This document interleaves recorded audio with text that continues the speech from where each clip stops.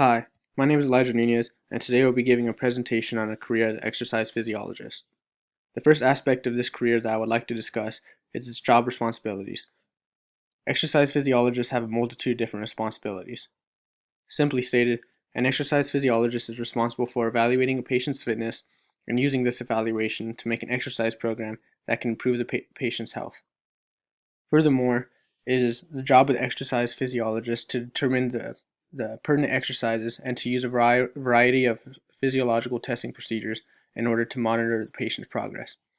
Monitoring the patient's progress will allow for changes to be made to the patient's exercise program if deemed necessary, so that the exercise physiologist could ensure the most efficient improvement of a patient's health. Among exercise physiologists, the average salary across the nation is about $55,000 a year. Among exercise physiologists, it is common to begin their practice at a salary of $36,000 a year and eventually reach as high as $80,000. To become an exercise physiologist, the academic requirements include a bachelor's degree as well as 1,000 hours of clinical experience. However, many employers require a master's degree or PhD before they allow independent practice. As an exercise physiologist, it is common to have more than one work environment. In most cases, the work environment consists of healthcare facilities or physical therapy service locations. Over half of exercise physiologists are self-employed and find work at these same locations, but on a contract basis. To become an exercise physiologist, there is not usually certification required. Louisiana is currently the only state that requires certification.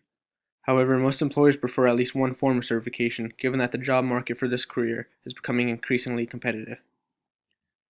Two examples of preferred certification are the ACLS certification as well as the ASEP certification, both of which require certification tests in order to obtain.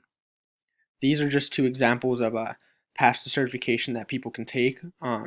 The second option listed, the one highlighted below, that specific organization offers three different levels of certification depending on how far you would like to take your education as well as how much you would like to get paid in the future. And as for the common populations worked with, an exercise physiologist will usually work with people that have a chronic disease that inhibits their health, which is why they sought the help of a exercise physiologist in the first place. And although it's not as common, it's also likely that athletes will at least once in their life consult an exercise physiologist as a means to boost their performance. And the last aspect of this career that I will be discussing is professional organization related to this field. One of the most prominent associations related to this field is the American College of Sports Medicine. This association offers multiple levels of certification opportunities as well as a multitude of job opportunities. And with that, I will conclude my presentation. I hope my presentation succeeded in providing insight into the career of exercise physiologist. Thank you.